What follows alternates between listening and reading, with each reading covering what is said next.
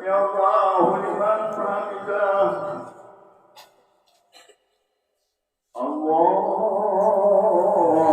أكبر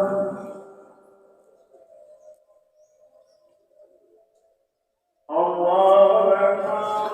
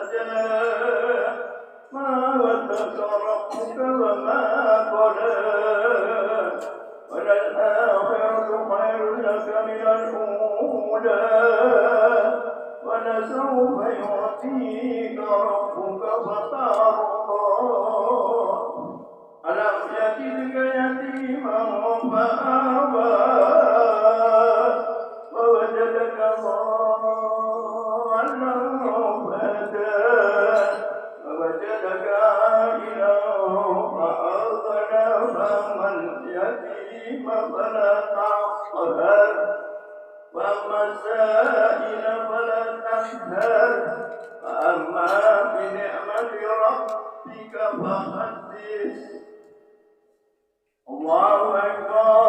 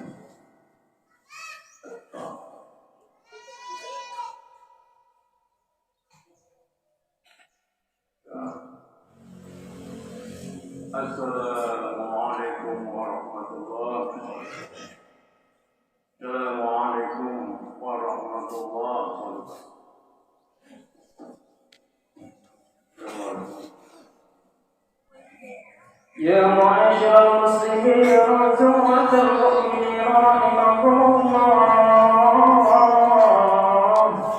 أنصتوا واسمعوا وأطيعوا ولا تتكلموا عند الخطبة لعلكم تفلحون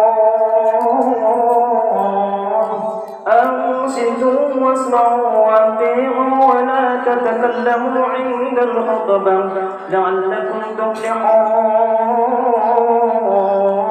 أنصتوا واسمعوا رحمكم الله اللهم صل وسلم على سيدنا محمد وعلى آل سيدنا محمد اللهم احفظ الإسلام من المسلمين والمسلمات والمؤمنين والمؤمنات وانصرهم على معاندين يا رب اختم لنا منك بالخير ويا خير الناصرين برحمتك يا أرحم الراحمين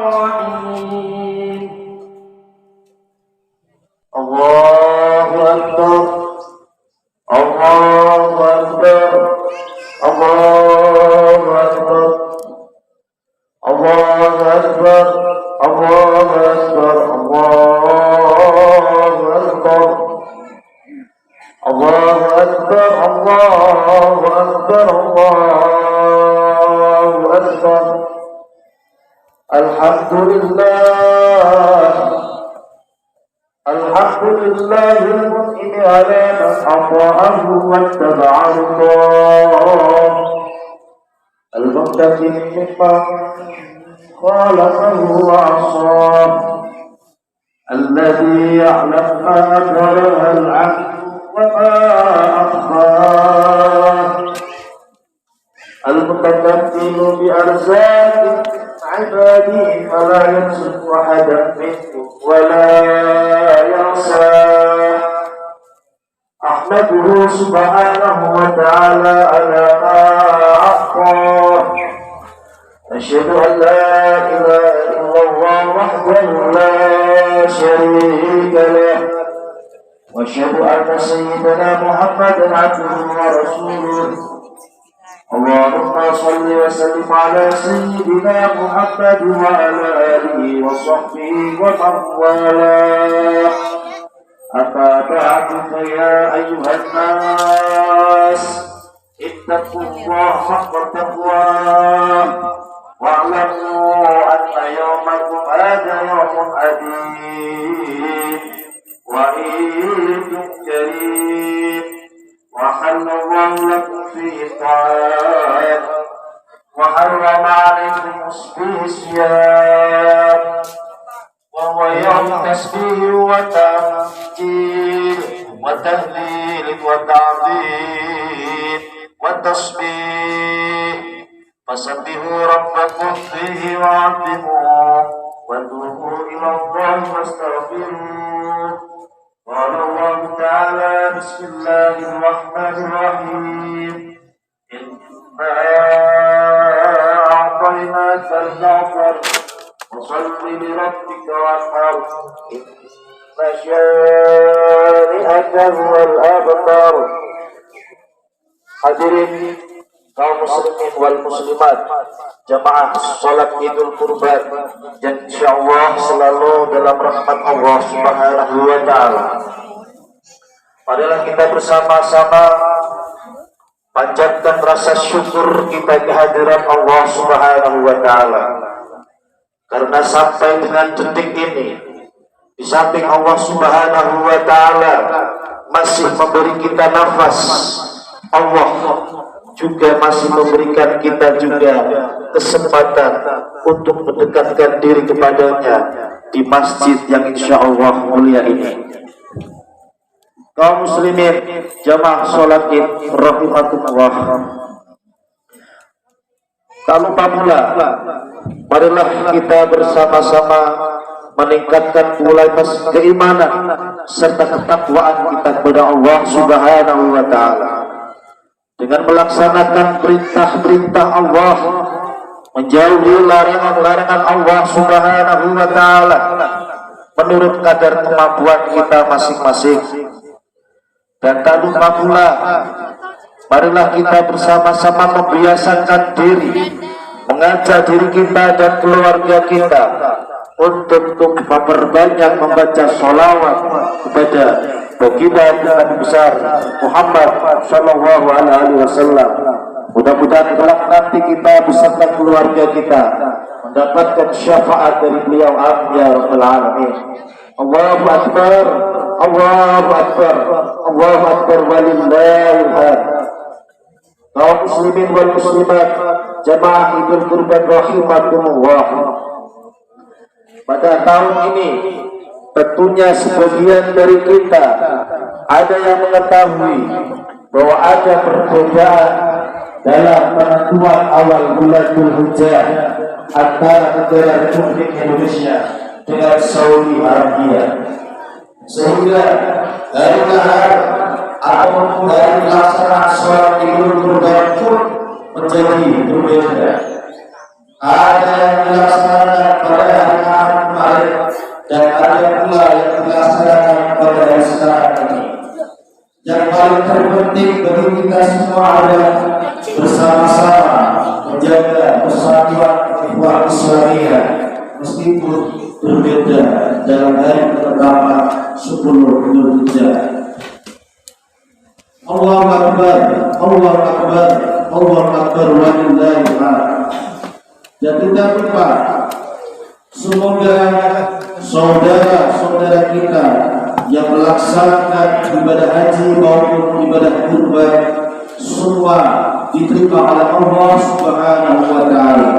Begitu pula yang belum bisa melaksanakan ibadah haji maupun ibadah kurban, semoga tahun depan atau kelak nanti Allah menakdirkan kita semua bisa melaksanakannya. Amin ya rabbal alamin.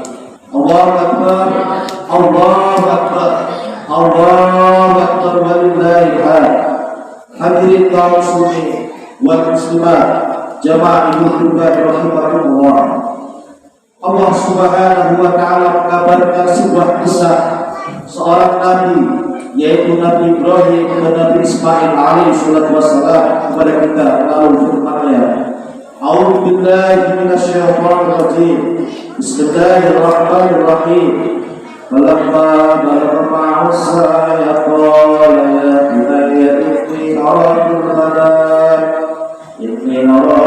manam anni adamtu fa'tur madha tara. Qala ya abati if'al ma tu'mar satajiduni insya'Allah minas sabirin.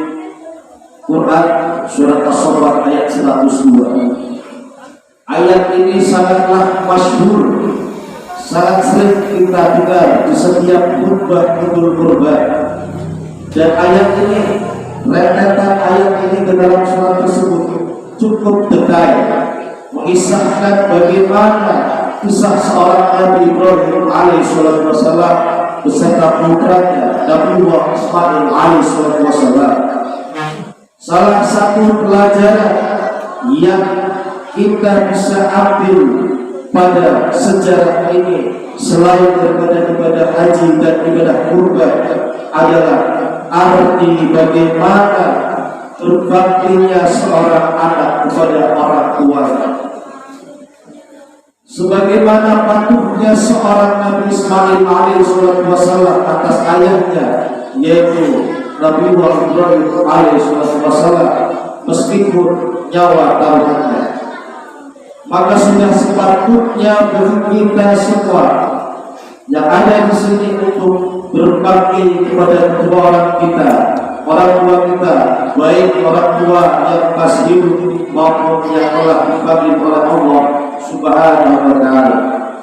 Berbakti dengan jiwa dan raga, baik dalam keadaan susah maupun senang.